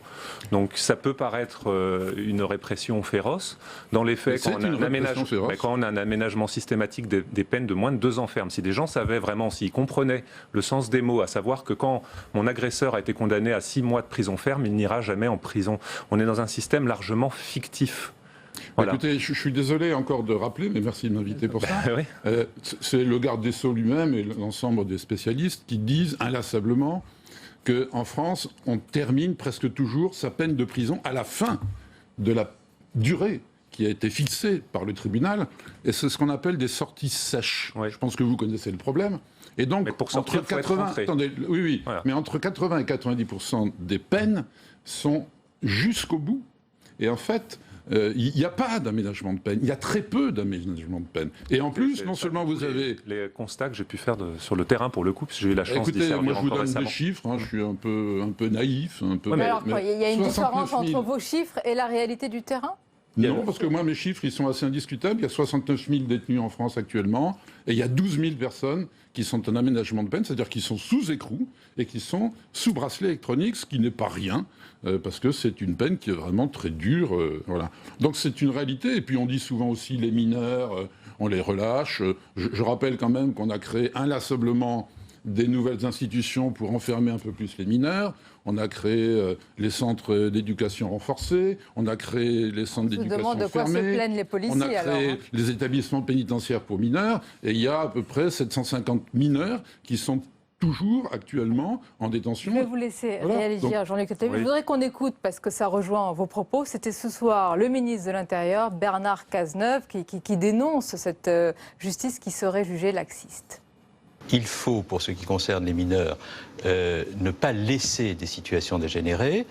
Il faut que les parents jouent leur rôle d'éducateurs. Lorsque les mineurs sont interpellés par la police et qu'ils commettent des actes graves, qu'ils puissent rendre compte de leur acte devant la justice et qu'en même temps, il y ait des dispositifs d'encadrement et de rééducation de ces mineurs. Alors laisser entendre aux Français, alors que nous augmentons les effectifs de la police, alors que nous leur donnons des moyens supplémentaires, qu'il faut encore aller plus loin, qu'il y aurait une quelconque forme de complaisance à l'égard de la violence et de la délinquance n'est pas acceptable, je vous le dis très clairement. Il y a la nécessité d'apporter une réponse pénale extrêmement ferme à l'égard des mineurs qui commettent des actes inacceptables et qui récidivent. Il y a aussi la nécessité d'améliorer les conditions d'accueil des détenus dans les prisons pour faire en sorte que la prison soit un lieu de réparation. Il y a aussi la nécessité de mettre en place des dispositifs éducatifs qui permettent à ceux qui sont dans la violence d'être remis sur le droit chemin. Et c'est la juxtaposition de cette fermeté, de ces moyens éducatifs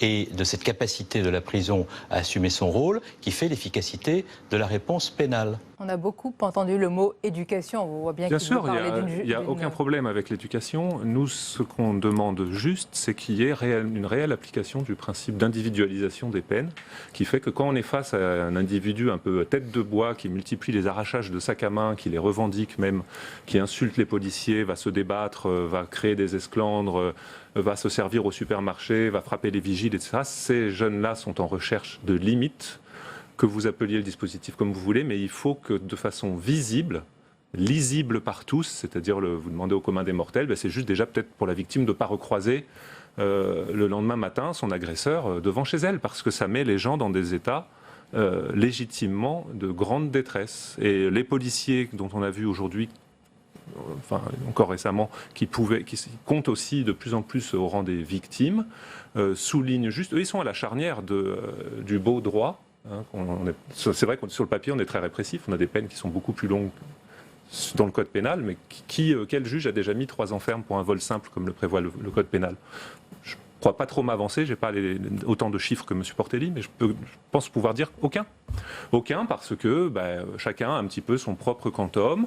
Moi, je reste choqué, et nos collègues aussi, par le fait qu'une peine de prison ferme ne donne pas lieu à un enfermement effectif. On a vu que les Américains, que je ne cite pas en exemple sur plein d'autres domaines, mais y arrivent, y compris pour des vedettes très en vue, qui font leurs petits 15 jours de prison quand elles ont bousculé un policier.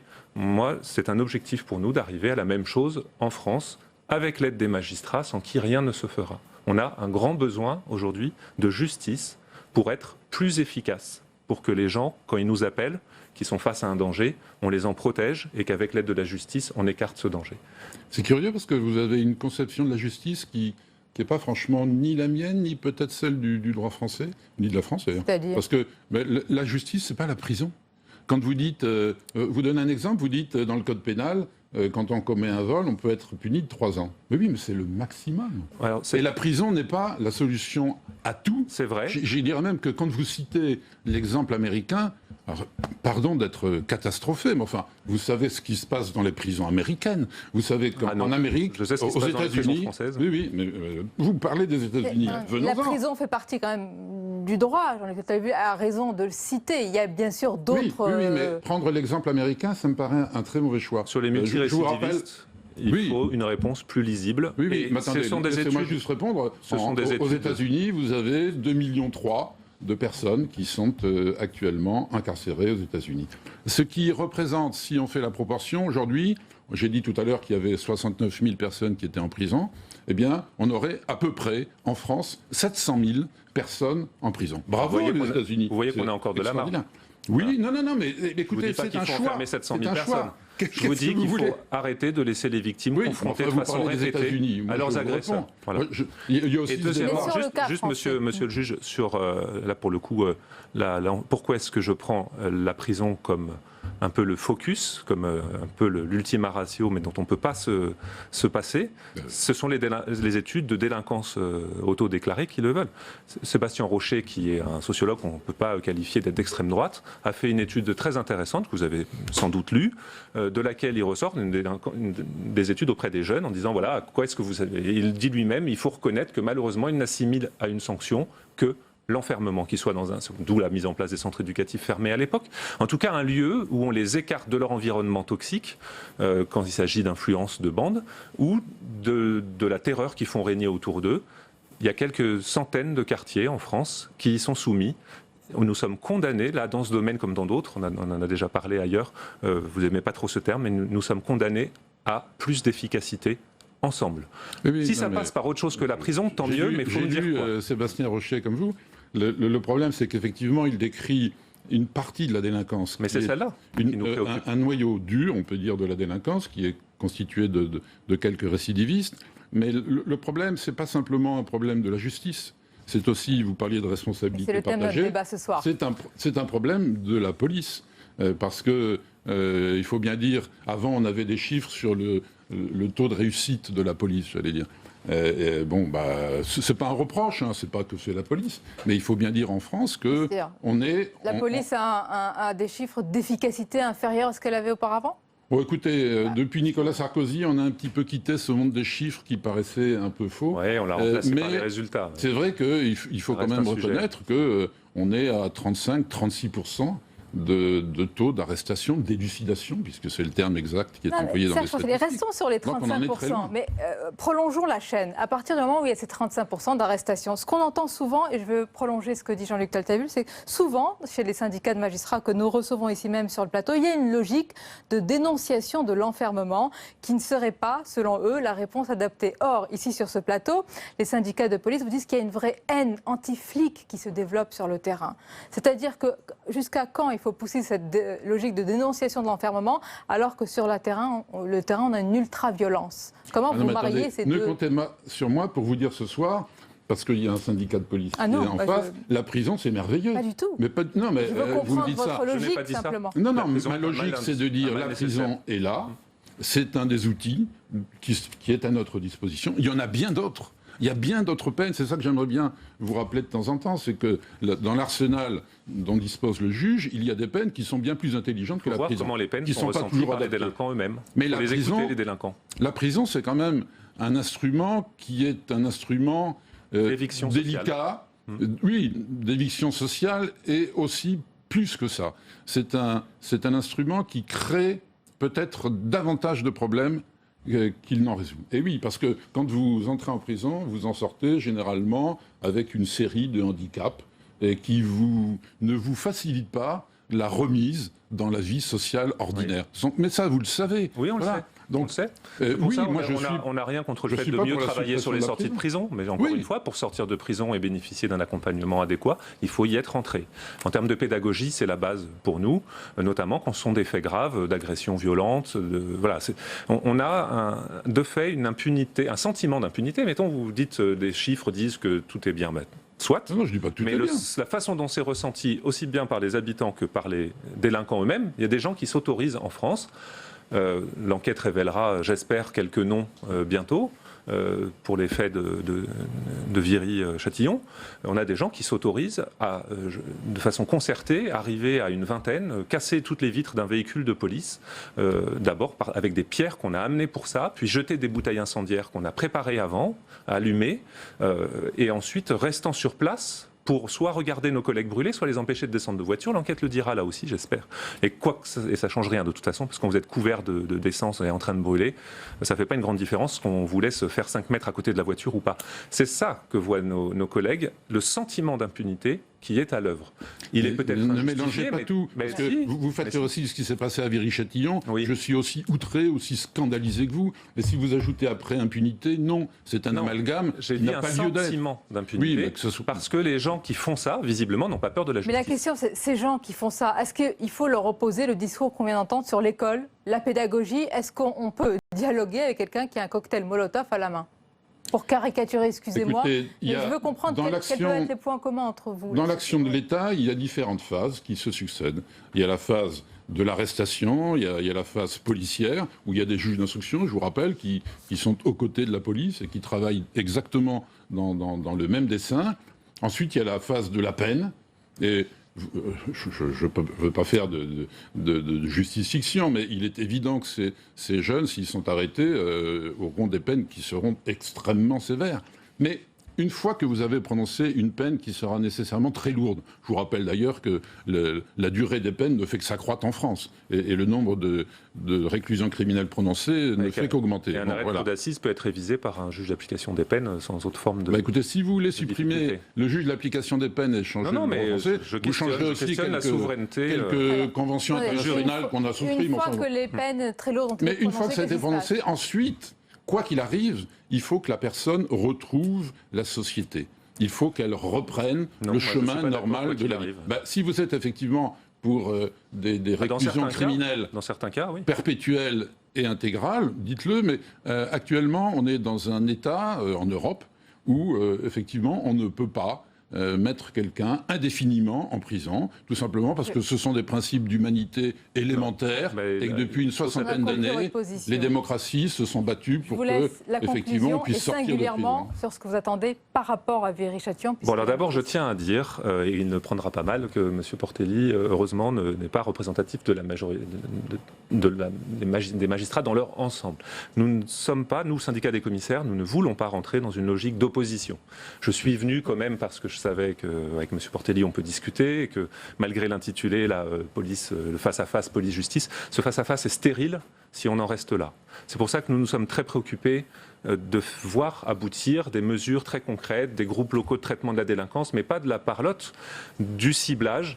Les individus les plus virulents, ils sont connus de tous. Ils sont connus des élus, ils sont connus des magistrats qui veulent bien s'y intéresser. Ça rejoint le fait qu'il faut acculturer un certain nombre de magistrats du siège aux réalités auxquelles sont confrontés les concitoyens des quartiers pour lesquels ils rendent la justice. En tous les cas, merci pour cet échange et ce débat ce soir. Merci à vous. Dans quelques instants, place au grand entretien pour aller plus loin. Mais d'abord, c'est le tour d'horizon de l'actualité politique du jour.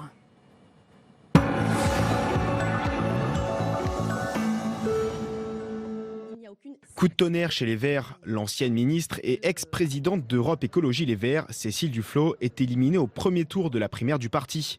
Donnée favorite avant le scrutin, elle n'arrive qu'en 3e position devant Karima Delli, mais derrière Yannick Jadot et Michel Rivasi. Après les résultats, tous les candidats se sont rendus au siège du parti, à l'exception de Cécile Duflot, qui s'est exprimée sur Facebook. Les électeurs et les électrices ont majoritairement estimé que je n'étais pas la mieux placée pour porter le flambeau. J'en suis déçue comme toutes celles et ceux qui ont cru en ma candidature. Europe Écologie Les Verts. En tête, le député européen Yannick Jadot avec 35% des voix, suivi de sa collègue à Bruxelles, Michèle Rivasi, qui obtient 30%. C'est évidemment une bonne surprise, mais on n'est qu'à la moitié de cette primaire, donc je reste extrêmement concentré, déterminé, ambitieux pour l'écologie, et je reste sur la même ligne. Je veux rassembler tous les écologistes, je veux qu'ils soient forts dans cette campagne présidentielle, et je veux convaincre les Françaises et les Français que l'écologie, c'est changer la vie en mieux. Les électeurs ont besoin d'authenticité. Et là, ça montre qu'ils ont envie de gens qui se bagarrent sur leur quotidien. Ils n'ont plus envie des blabla, des grands trucs généraux où, soi-disant, on va changer le monde. Entre Yannick et moi, regardez les programmes, regardez. C'est à vous de choisir quel est le candidat qui va vous représenter à la présidentielle en 2017, qui va remettre l'écologie au centre des débats. Europe Écologie Les Verts. Yannick Jadot et Michèle Rivasi, désormais seuls en course, se retrouveront le 27 octobre pour un débat télévisé. À l'issue d'un nouveau tour de scrutin le 7 novembre, le gagnant sera investi pour se présenter au nom du parti à la présidentielle 2017. Europe Écologie Les Verts. La loi Grand-Guillaume, aujourd'hui débattue en commission au Sénat, divise la profession des VTC. Les chauffeurs souhaitent une stagnation du nombre de véhicules pour limiter la précarité. Les plateformes de réservation comme Uber ou chauffeurprivé.com s'opposent à cette loi. Objectif, éviter une flambée des prix. Aujourd'hui, par exemple, cette loi veut imposer, et je peux comprendre certains chauffeurs qui ont envie que ça passe, mais qu'on indique le trajet du client au moment de la réservation. Mais moi, je ne suis pas d'accord avec ça. Pourquoi je ne suis pas d'accord avec ça? Parce qu'on est en train de dire, je vais pouvoir, moi, choisir mes courses. Je vais pouvoir prendre que les courses longues et refuser les courses courtes. Ce n'est pas ça, ce métier, aussi bien dans le taxi que dans le VTC. C'est un peu comme si Là-dessus, vous êtes totalement opposé. Mais je suis plus qu'opposé, parce que c'est pas ça, faire du service. C'est exactement comme si on disait au restaurateur, on va vous faire une loi pour que, quand on réserve une table dans un restaurant, on va imposer le menu en même temps. C'est-à-dire que je peux réserver seulement si je dis après, je vais prendre le menu à 100 €. Europe Écologie Les Verts. 24 mois de prison avec sursis requis pour les 8 anciens salariés de Goodyear Amiens. Ils comparaissaient devant la cour d'appel de la ville. Ils avaient été condamnés à 9 mois de prison pour séquestration, pour avoir retenu pendant plus de 30 heures 2 cadres de l'entreprise. Europe Écologie Les Verts. Honneur ce soir aux médaillés olympiques et paralympiques de Rio 2016 dans les salons d'honneur du Sénat. Une manifestation qui a mis en avant le pacte de performance permettant aux sportifs de haut niveau de bénéficier d'un suivi professionnel renforcé. Il y en a beaucoup qui ont arrêté avant le pacte de performance parce qu'ils ne savaient pas trop quoi faire et ils ne savaient pas si ils pouvaient pratiquer leur sport à 100%, mais après, qu'est-ce qu'ils auraient derrière finalement? Donc, du coup, là, c'est une sérénité en plus et voilà, je peux vraiment être à 100% dans mon projet sportif tout en sachant qu'à côté, je suis formée et plus tard, j'aurai un métier. C'est un grand honneur et à travers moi, c'est aussi une chance pour tous les sportifs de haut niveau et j'espère qu'il y aura d'autres initiatives dans ce sens qui seront faites pour eux.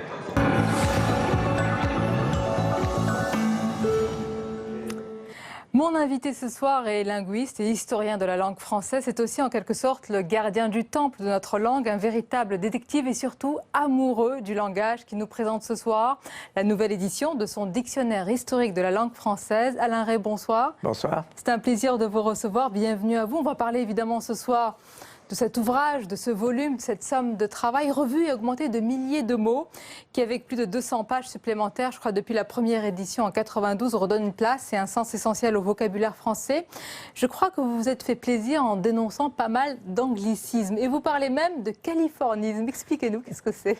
Écoutez, il y a beaucoup de choses qui viennent de Californie. La Californie est un État des États-Unis, tout le monde le sait. Nous parlons d'anglicisme, mais ça vient d'Amérique du Nord. Ce sont des cultures très différentes.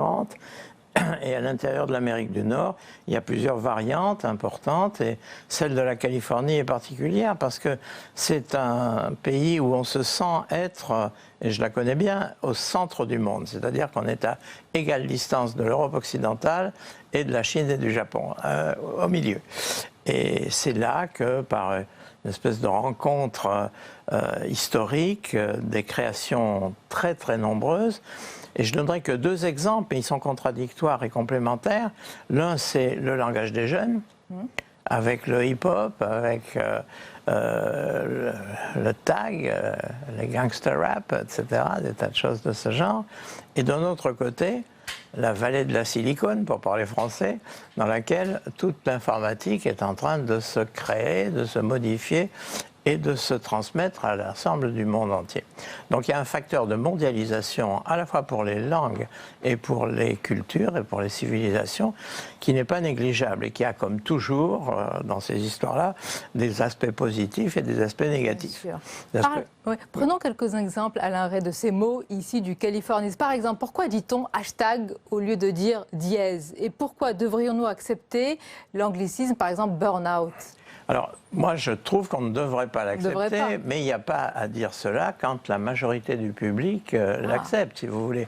Nous sommes, quand on observe l'évolution de la langue, un petit peu les victimes de l'usage, parce que l'usage, et ce n'est pas moi qui le dis, c'est Vaugelas au XVIIe siècle, est le tyran des langues. Alors, tyran, ça veut dire qu'il a un pouvoir absolu, mais un pouvoir sans contrôle. C'est donc une sorte de dictature, mais elle vient du bas. C'est-à-dire qu'à une époque où c'était la royauté absolue qui commandé, on reconnaît que l'usage, et quand on dit l'usage, on ne dit pas l'usage de qui, mais si on disait l'usage de qui, on aurait le peuple tout entier. Au lieu de ça, évidemment, il y a une sélection, il y a des choix, il y a des jugements de valeur qui fait que, et ici c'est un lieu privilégié à cause du discours politique où on voit bien que le choix des mots est un peu fonction de l'idéologie, des intentions, des volontés de modifier la pensée de l'autre, etc. Le langage, je le dis en plaisantant, mais ce n'est pas tout à fait faux, a été créé pour mentir et pas pour dire la vérité. Et justement, puisque vous parlez des discours politiques, puis après on va revenir à certaines expressions, est-ce que vous trouvez aujourd'hui, Alain Rey, que les discours politiques que vous entendez sont à la hauteur de ce qu'on pourrait espérer pour vous, comme un amoureux de la langue française, par rapport à avant, où ces discours étaient pétris de références historiques, culturelles? Écoutez, oui, quand on revoit les discours de Jaurès ou les discours d'Aristide Briand, on n'a quand même pas l'impression que c'est la même culture qui est transmise par nos politiques actuelles, sans faire aucune critique personnelle. Mais je pense que c'est aussi parce que la pression de la réalité, la pression des circonstances, la dureté des temps, la violence et la mondialisation des enjeux fait qu'il est extrêmement difficile de suivre au point de vue de l'expression et d'être en accord avec la totalité de la population. Alors il y a ce qu'on appelle le populisme, c'est un mot que je détaille pas mal dans le dictionnaire historique, oui. Et ce populisme dont on parle pas depuis très longtemps est tout à fait le contraire du peuple, c'est-à-dire que c'est une utilisation démagogique du rapport avec le peuple pour l'influencer au maximum. C'est la propagande politique, c'est la publicité sur le plan commercial, et c'est de tous les temps. Dans l'Antiquité grecque, il y avait des rhéteurs, et les rhéteurs, leur métier était finalement de tromper le monde en parlant bien. Voilà. Alors, disons qu'aujourd'hui, la même finalité est toujours en cause, et que les moyens de s'exprimer pour la remplir, cette finalité, ont un peu diminué en qualité. Mais vous dites qu'il ne faut pas... Oui, un peu. Oui, c'est un euphémisme, ça, n'est-ce pas? Mais vous dites, Alain Rey, qu'il ne faut pas enfermer la langue dans du formol. Elle doit rester vivante. Absolument. Et on doit même emprunter, vous avez cité le hip-hop tout à l'heure, on peut parler du rap, d'ailleurs vous en parlez souvent. Il y a des mots comme, comment dit-on, père, on dit daron, alors thune pour dire argent. Oui, ces expressions, on les retrouve même auparavant. C'est très amusant parce que ce sont des mots d'un argot tout à fait fin de siècle, 1900-1910, qui était très à la mode à une certaine époque, qui a eu des moments de gloire au point de vue dans le cinéma, par exemple. Vers 1930-1935, il y a Fric Frac, un film dont tout le monde se souvient, etc. Et cette façon de parler a disparu totalement. Mais elle a été remplacée par d'autres façons de parler qui ont les mêmes caractéristiques profondes, c'est-à-dire avoir un langage à soi qui est différent de celui des autres pour se poser comme étant à la fois différent et pour pouvoir parler sans être compris de ceux qui sont dans une autre... Alors, c'est un volet du communautarisme, si vous voulez. Et évidemment, ça peut être des langues différentes, mais là, ce n'est pas des langues différentes, c'est à l'intérieur du français des fabrications, parfois astucieuses. Il y a eu le javanais, aujourd'hui il y a le verlan, qui est d'ailleurs en recul, mais peu importe, ça veut dire que la langue est vivante, ça veut dire qu'il y a de la créativité, et cette créativité, elle peut être populaire et mal maîtrisée ou confuse, et elle peut être extrêmement raffinés, et c'est le cas de la poésie. La poésie prend la langue et la modifie toujours. Les grands écrivains sont des gens qui bousculent la langue. Bien sûr. Vous essayez aussi de débusquer les petits mystères derrière les expressions que nous employons tous les jours. Et parfois, on fait des phrases et on ne sait pas quel est Alors, j'ai un exemple. Au fur et à mesure. Ah oui, Qui sait ce que veut dire le fur? C'est un très bel exemple. Tout le monde sait ce que veut dire au fur et à mesure. Tout le monde pense que c'est une espèce de renforcement de l'expression à mesure, c'est-à-dire progressivement. Mais pourquoi fur? Et le fur, c'est le prix. Et ça vient de forum en latin, et c'est un mot qui a été employé pendant tout le Moyen-Âge, sous la forme plutôt fuer que fur d'ailleurs, et qui a disparu vers le XVIe siècle par là.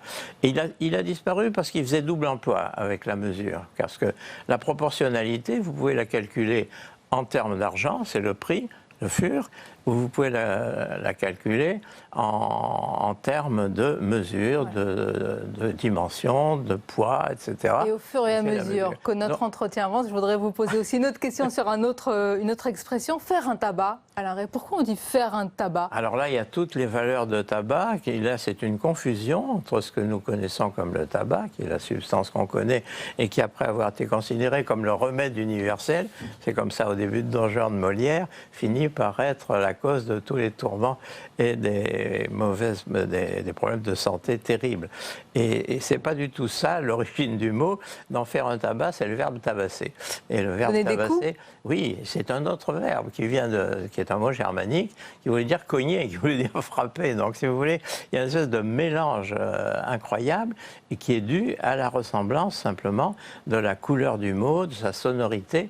Et c'est vrai que les mots sont à la fois des transmetteurs de pensée, mais ils ne sont jamais des transmetteurs de pensée à l'état pur, parce qu'en même temps, ils ont leur couleur, ils ont leur saveur, ils ont leur goût, et ils ont leur personnalité. Voilà, et vous êtes là pour nous expliquer cela. Je vais essayer de montrer à l'antenne le dictionnaire, si j'arrive à le porter, parce qu'il est assez volumineux. Ce dictionnaire extrêmement sérieux, érudit, s'adresse autant Alain Rey aux spécialistes qu'aux passionnés du français, et je crois qu'il n'a aucun équivalent dans une autre langue. Il n'a malheureusement pour moi aucun équivalent, parce que quand je l'ai fait, j'aurais voulu avoir ce type de dictionnaire pour l'anglais, pour l'espagnol, pour l'italien, qui sont des langues que je pratique. Et au contraire, il n'y a pas. Alors là, l'éditeur a eu la gentillesse de mettre ma silhouette pour présenter l'ouvrage, mais c'est un ouvrage collectif au départ, et qui maintenant est un ouvrage que je m'approprie de plus en plus, puisque j'y travaille tout seul pour des raisons bassement matérielles et économiques, et aussi pour garantir une certaine unité de vue.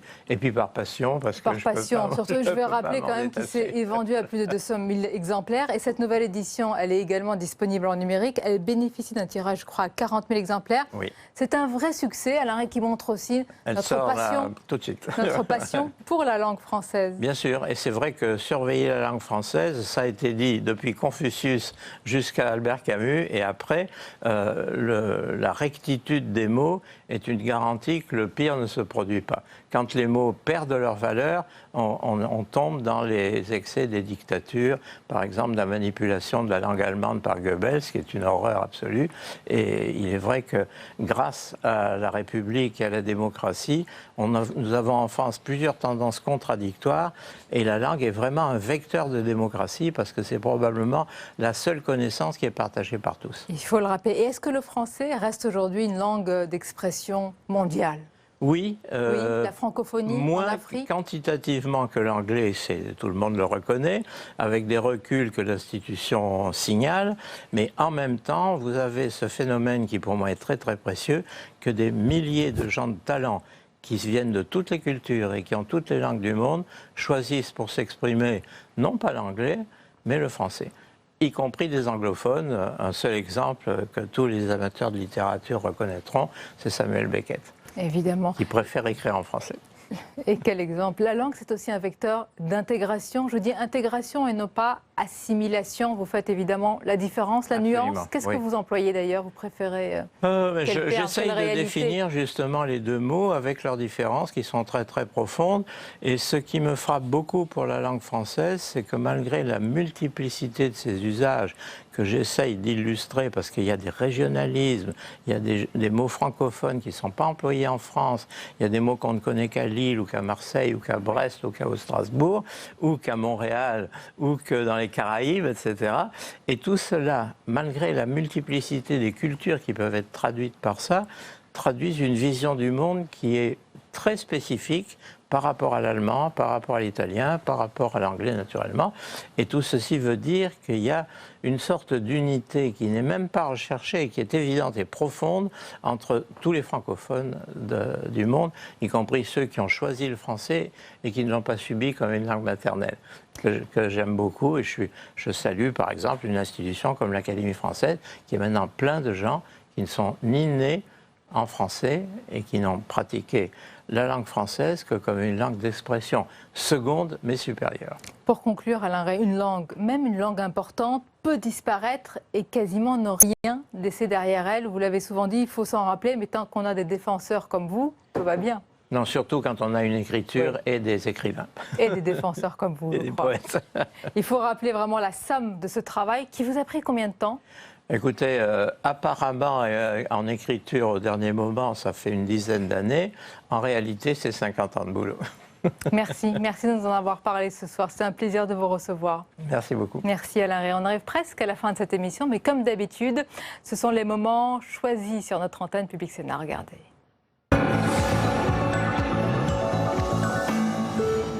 Mon engagement, c'est des convictions, c'est une ligne politique. Et je ne regarde pas celui qui est favorisé par les médias. Oui, mais c'est pas les Français, les Français n'ont pas l'air de mais les Français, mais arrêtez cette propagande. On est dans un pays de propagande où les médias ont décidé que c'était même pas la peine d'aller voter, qu'Alain Juppé était tellement haut que c'était cette ligne politique qui l'emportait. Je suis désolée. Quand moi j'écoute les Français, ils veulent de l'autorité, de l'ordre, ils veulent qu'on maîtrise l'immigration, ils veulent qu'on s'attaque à l'islam radical et ils ne veulent pas d'une ligne politique molle qui est défendue par Alain Juppé. Ce qui est la politique toujours de la France en matière de politique étrangère, c'est la volonté d'indépendance, cette indépendance nationale qui fait qu'on peut parler avec les États-Unis, qu'on peut parler avec la Russie, qu'on peut parler avec la Chine. On doit parler avec tous. Nous n'avons pas apprécié, Monsieur le ministre, cette situation qui était fort désagréable et humiliante vis-à-vis de M. Poutine. Je crois qu'il ne faut pas créer des situations de cette nature. Il n'y aura pas de solution sans ce grand pays qu'est la Russie. Et ce n'est pas à nous en permanence de juger les dirigeants des grands pays. Les dirigeants représentent leur grand pays.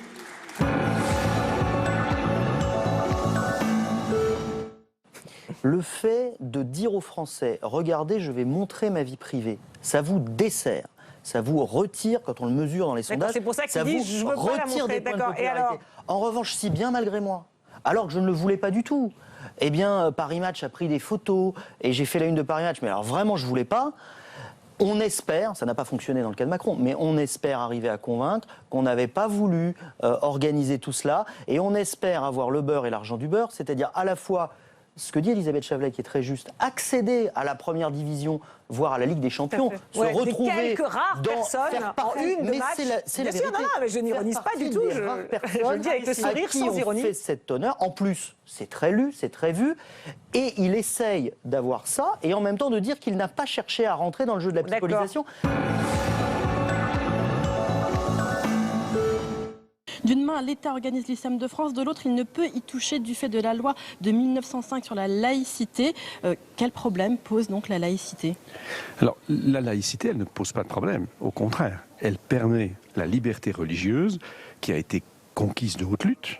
Souvenons-nous quand même qu'avant la Révolution française, avant d'abord la première loi, le Concordat napoléonien, il n'y avait pas de rupture entre l'Église et l'État. C'est ce qu'a obtenu Napoléon. Et puis ensuite, il a organisé les relations avec la religion protestante, les religions protestantes et la religion israélite. Et donc, effectivement, avec l'islam, ça mérite d'être avancé aussi. Et cela est parfaitement possible, même dans le cas de la loi 1905. Ce qui est par contre difficile pour l'État, c'est comment s'immiscer dans la formation des imams et comment régler le problème du financement des lieux de culte.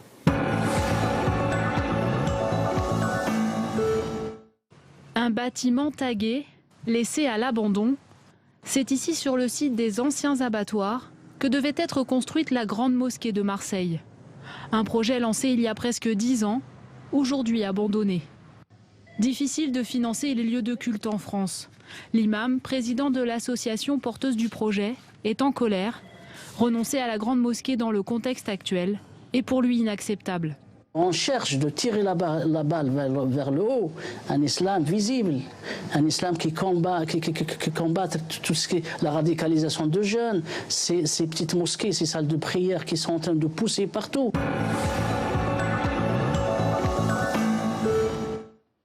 Voilà, fin de cette émission. Merci d'avoir été au rendez-vous. Demain, dès 6h du matin, c'est la diffusion du débat traduit Trump-Clinton, suivi d'une édition spéciale qui sera présentée par Cyril Viguier. Puis à partir de 22h, on va plus loin avec, comme tous les jeudis, vous le savez, Parole de jeunes.